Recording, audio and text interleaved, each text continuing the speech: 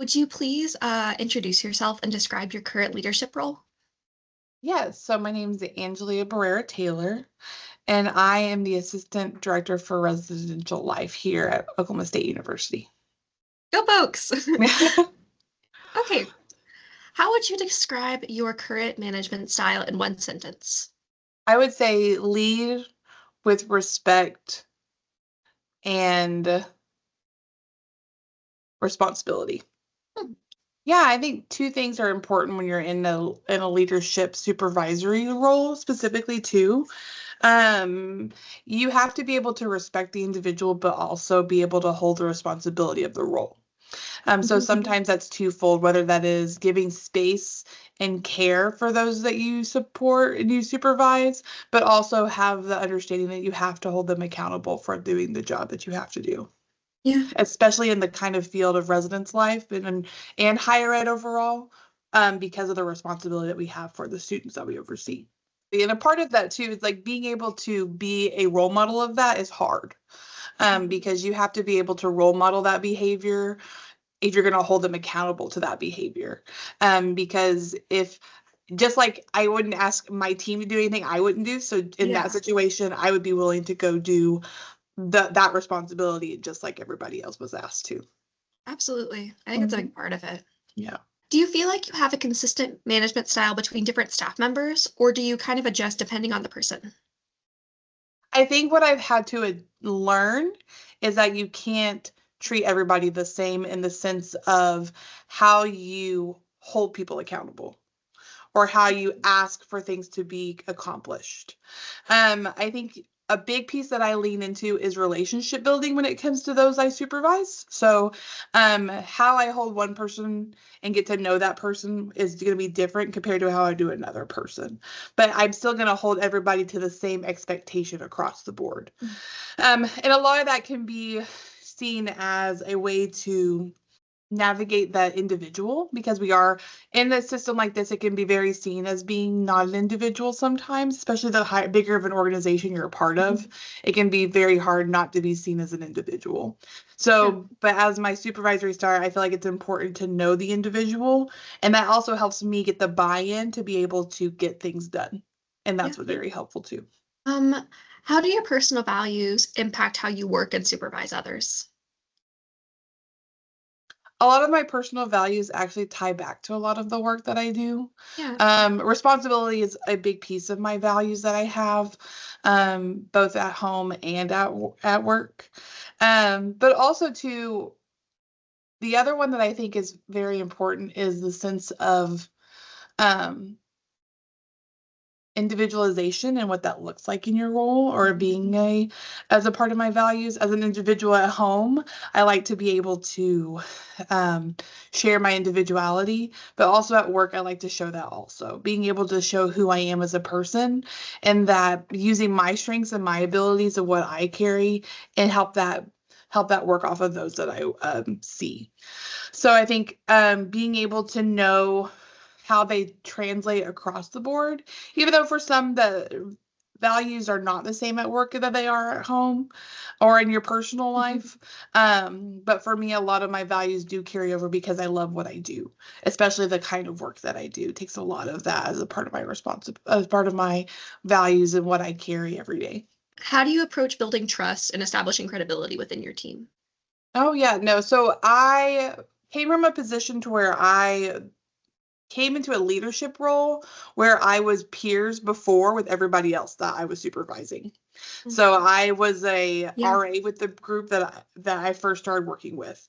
And so jumping from that leadership role was very hard professionally and personally when it came to navigating the nuances on top of being a very young professional at the time, was very different. That influenced me to become very hard when it came to my management style, being very direct, being very, how do I describe it? Being direct and maybe pulling my emotions away from my decision making. Um, Especially when it comes to when you have to do things like termination and things like that. So those kind of aspects of being a leader changed me a lot. As I've evolved to being older, I've been able to navigate both care and compassion and accountability.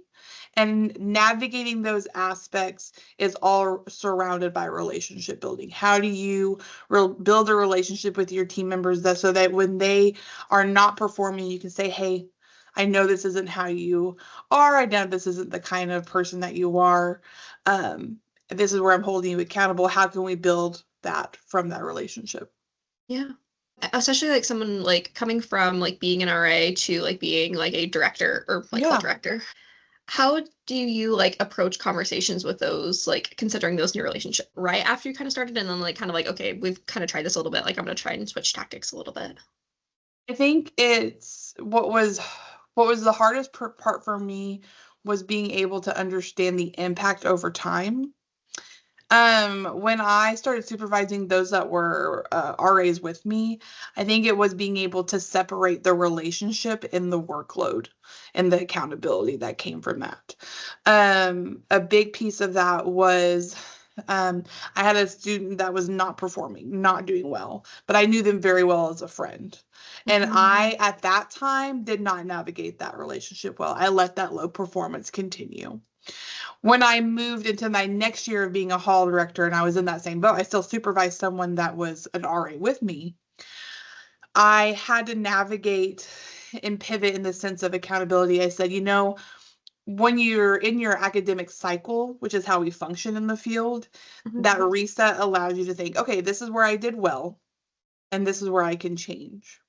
That also evolves over time to being able to look at the long-term impact of what that looks like, especially in the role that I'm in now, being able to recognize what does accountability look like long-term or how change looks long-term when it comes to those I supervise, especially those that are in the role many years over time, if that makes sense. Two, what's helpful is that I've been at institutions where at Oklahoma State, we're very much a student affairs mindset. However, I've been at many institutions where the mindset is on the customer service base. How are we adding customer value rather than that? And then also being mindful of decisions we make, what's the business need behind those? And so being able to pivot between the student affairs mindset and the business mindset helps you be able to navigate those relationships and those decision-making skills as a supervisor a lot better by being able to explain the business need to your staff members who may not understand that. Yeah, that's actually really cool. Okay. How do you handle situations where a team member, staff person disagrees with your feedback or decision you made? I think it's being able to have a conversation around understanding impact, like I kind of brought up a while ago. If I'm making a decision as a leader, I have to be able to consult and be mindful of the why behind it. If I can't explain the why behind why I'm making a decision, then it's not a good decision. And I have to be able to accept that as a manager, as a supervisor, right? So if I can't explain that to someone, I can completely understand being upset with me.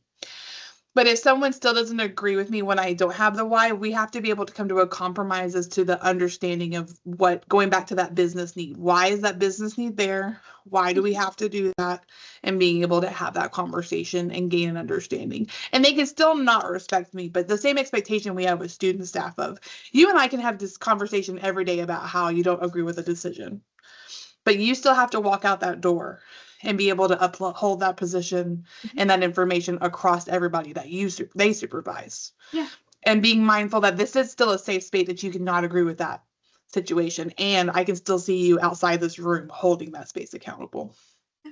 How do you, I know like definitely in housing, like we get like a lot of this kind of stuff. Like how do you encourage collaboration among team members with different perspectives or backgrounds, whether that's like cultural, educational, whatever have you? How do you like foster collaboration in those environments?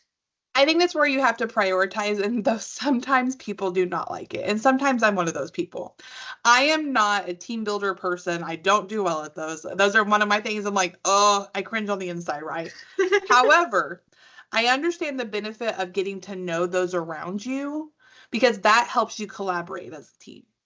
Mhm. If I know that these two individuals, because I know them individually, right? Not any different than how CMs work. If they know that these two individuals may be different, but they do have shared commonalities and ways to work on things, being able to bring them together and show them that is helpful. And maybe assigning tasks to both of them on the same project based on their specific strengths can help them show how well they can work together and collaborate with one another. But I think even just the basics of getting to know those around you and getting to know those that you work with helps you better understand how you lean into. I'm a big strength finders individual. I love to be Mhm. able to know what people's strengths are.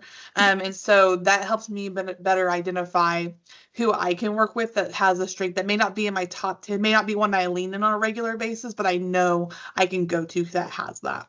Like being able to bring people together to have like a common understanding of values or strengths or commonalities can help bridge that relationship to working together a lot more.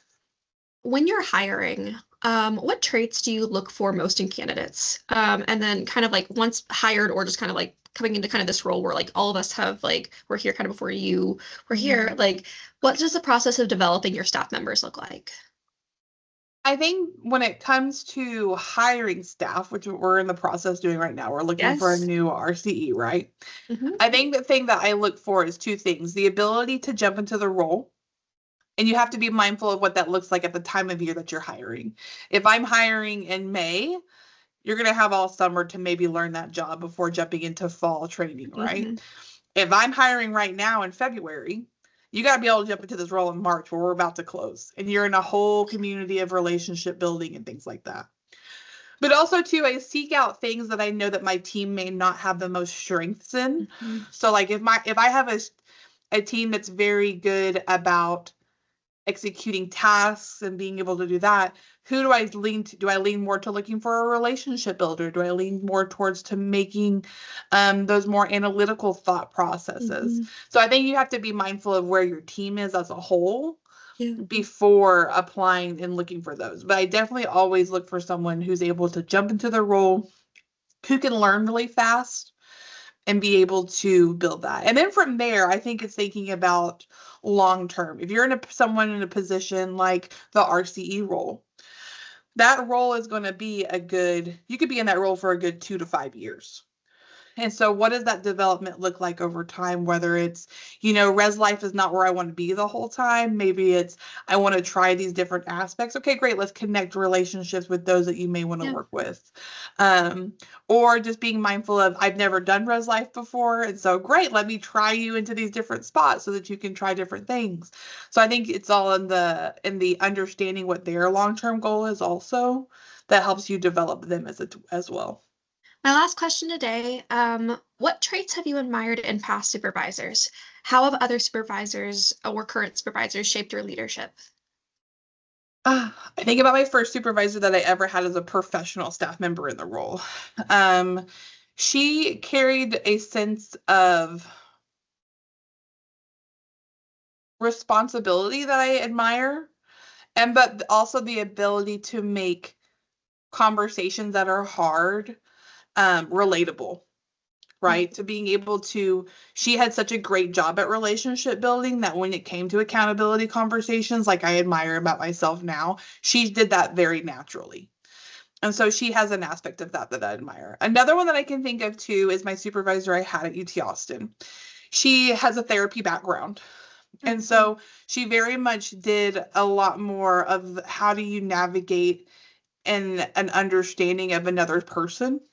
She also had a big background in cultural understanding and cultural competencies. So, how do you pause for a minute to think about the culture, to reserve that judgment before making a decision when it comes to those of different cultural backgrounds, whether that be in how a student chooses to behave, how a student's behavior is going, being able to be mindful to pause and reserve that judgment before making a decision. And those are some factors that I think were very important to me that I try to carry every day. Yeah, Yeah. that's awesome. Angelia, thank you so much for coming on to talk to me today. I really appreciate you. No problem. I appreciate it.